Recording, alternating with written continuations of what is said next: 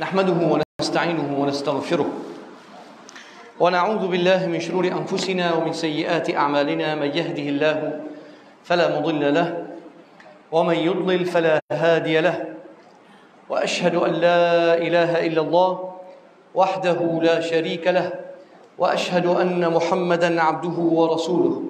يا أيها الذين آمنوا اتقوا الله حق تقاته ولا تموتن إلا وأنتم مسلمون. أما بعد، فإن أصدق الحديث كتاب الله، وأحسن الهدي هدي محمد صلى الله عليه وآله وسلم، وشر الأمور محدثاتها، وكل محدثة بدعة، وكل بدعة ضلالة. اللهم صل على محمد وعلى آله وصحبه أجمعين. Ikhwani, saya nak tekan 3 poin, 3 perkara mengenai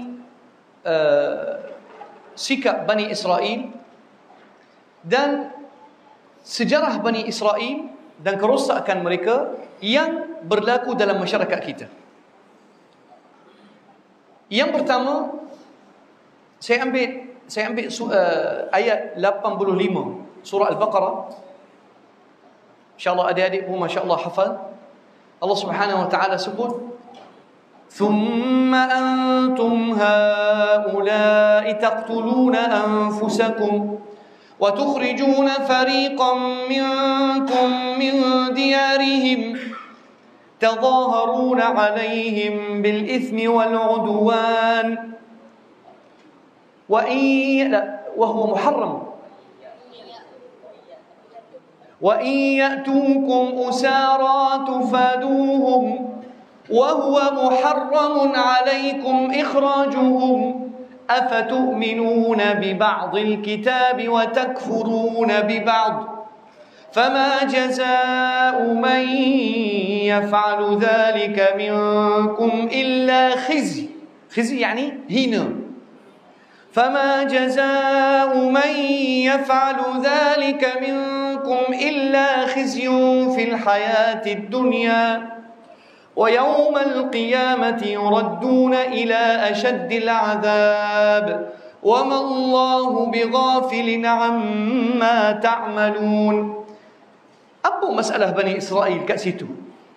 Masalah mereka, Allah Subhanahu wa taala mengharamkan atas Bani Israel untuk melakukan sebarang serangan terhadap orang Bani Israel yang lain. Mana-mana kabilah, mana-mana perpecahan Bani Israel, Allah Subhanahu wa taala mengharamkan mereka menumpahkan darah sesama mereka. Tapi adakah mereka ikut? Tidak. Adakah bermaksud berlaku perpecahan di kalangan Bani Israel? Naam. Perpecahan yang ketara. Bukan hanya perpecahan kerana akidah, tetapi juga perpecahan kerana politik. Ada Bani Quraidah, ada Bani Nadir, ada Bani Qainuqa. Bani Qainuqa, kalau saya tak silap, ada hadis rawahu Abu Dawud. Bani An-Nadir adalah orang Yahudi yang kasta paling tinggi. Kasta paling tinggi. Bani Quraidah bawah sikit. Yang paling martabat, paling bawah adalah Bani Qainuqa. Maka biasanya yang kuat, yang kasta tinggi, yang ada senjata, yang kaya, selalu akan melancarkan serangan terhadap Yahudi yang daif, Yahudi yang lemah, yang tidak ada kekuatan. Sedangkan Allah Subhanahu wa taala mengharamkan mereka menumpahkan darah sesama mereka sebab agama satu. Semua pengikut Nabi Musa AS. Tapi bila mereka berlaku peperangan, kabilah Bani Israel yang kuat, yang ada banyak senjata, bila dia hancurkan satu puak-puak Bani Israel yang daif, mereka akan ambil tawanan. Mereka akan ambil tawanan. Bila mereka ambil tawanan, tawanan ini bila diletakkan di kawasan tahanan, orang ulama Bani Israel dikata, mana boleh tahan orang Yahudi di penjara. At-Taurat mengharamkan atas kita biarkan orang seagama dalam keadaan ditawan ataupun dipenjara. Maka mereka akan pergi kumpulkan duit untuk bebaskan tawanan. Sebenarnya dalam At-Taurat Allah Subhanahu wa taala melarang Bani Israel membunuh ataupun serang ataupun ambil tawanan sesama mereka. Tapi apa jadi? Ulama Bani Israel bab serangan mereka tutup mata sebelah. Hukum Allah Subhanahu wa taala mengenai melarang melancarkan peperangan mereka abaikan. Sebab ada kepentingan. Tapi bila ada tawanan di kalangan Bani Israel, ulama mereka akan cepat-cepat kumpul duit untuk bebaskan tahanan yang ada dalam penjara. Sebab dikata Allah Subhanahu wa taala tak bagi kami membiarkan orang seagama kita dalam penjara. Maka Allah Subhanahu wa taala kritik mereka. Allah kata, "Thumma antum haula'i taqtuluna anfusakum wa tukhrijuna fariqan minkum min diyarihim tadhaharuna 'alayhim bil ithmi wal 'udwan wa in ya'tukum usara tufaduhum." Bila kamu tengok tahanan Bani Israel, kamu barulah laksanakan hukum Allah. Wa huwa muharramun 'alaikum ikhrajuhum. Sebenarnya hukum menghalau dan menghambak keluar Bani Israel daripada tanah air masing-masing diharamkan oleh Allah. Tapi kenapa hukum ini kamu buat tak tahu? Hukum bab bayar pampasan, pampasan. Kenapa hukum bab hukum bayar pampasan kamu laksanakan? Hukum tidak boleh melancarkan peperangan kamu abaikan. Allah kata, afatu'minuna bi ba'dil kitab wa takfuruna bi ba'd. Bani Israel dia memilih hukum Allah yang sesuai dengan hawa nafsu dia. Seperti siapa sikap ni? Seperti kita orang Islam. Seperti kita orang Islam. Bab tauhid kita abaikan.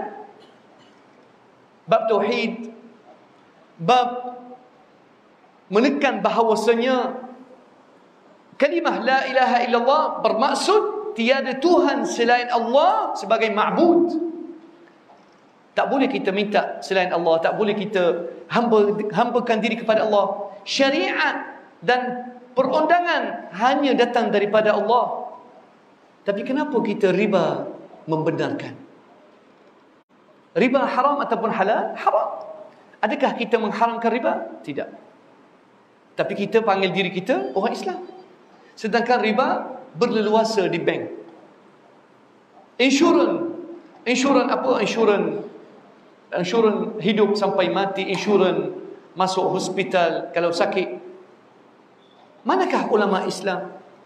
Adakah mereka sedar bahawasanya insurans yang mereka laksanakan ada gharar, ada penipuan, keuntungan yang mereka dapat atas angin? Kenapa dibenarkan? Manakah ulama Islam?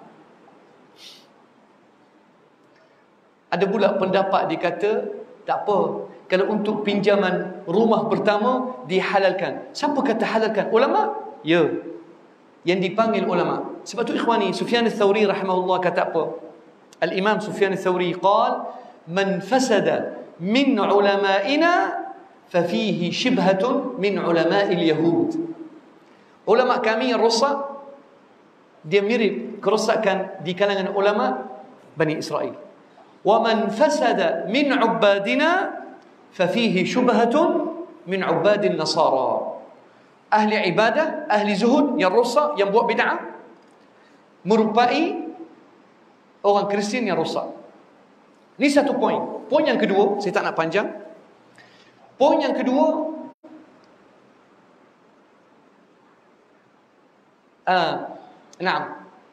Bani Israel mereka berlagak. Mereka berlagak kata, tengok ayat ni apa dia orang kata? Wa qalu lan yadkhulal jannata illa man kana hudan aw nasara. Mereka kata apa? Tidak akan masuk syurga kecuali Yahudi ataupun Nasrani. Siapa kata? Mereka kata.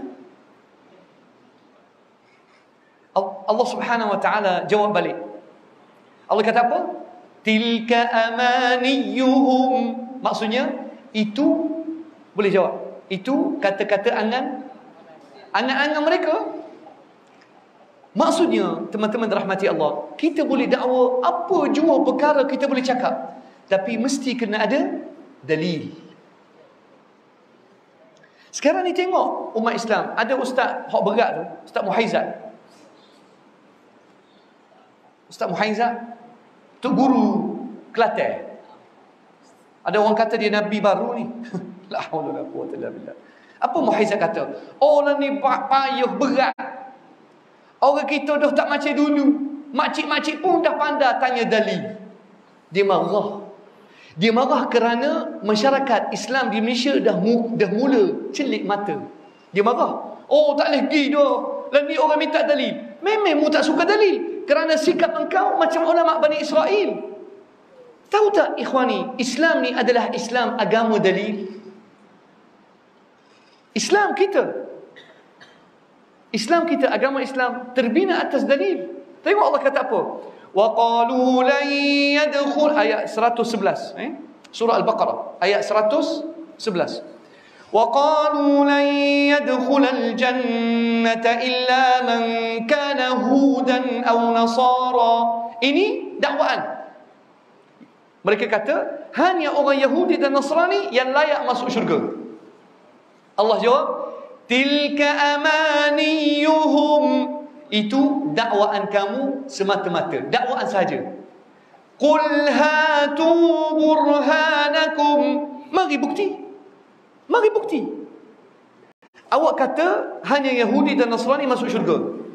Orang putih kata, where is the evidence? Betul ke tak pandai cakap English? Takkan Arab Syria boleh kecek English? Jangan. Where's the proof? Prove it. Orang putih kata, buktikan. Itulah Allah Subhanahu wa taala kata, qul hatu burhanakum. Mari dalil main.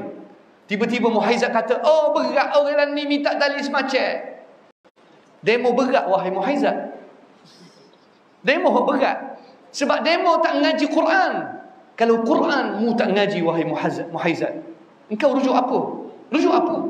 Kalau kitabullah yang Nabi Muhammad sallallahu alaihi wasallam bersusah payah nak sampaikan, demo tak saya ambil. Demo nak ikut siapa? Muhaizat ikut kepala dia sendiri. Dia ikut kepala dia. Sebab dia dah tok guru. Tok guru tak payah wahid, tak payah Quran, tak payah sunnah. Boleh ikut apa dia suka, beres belaka.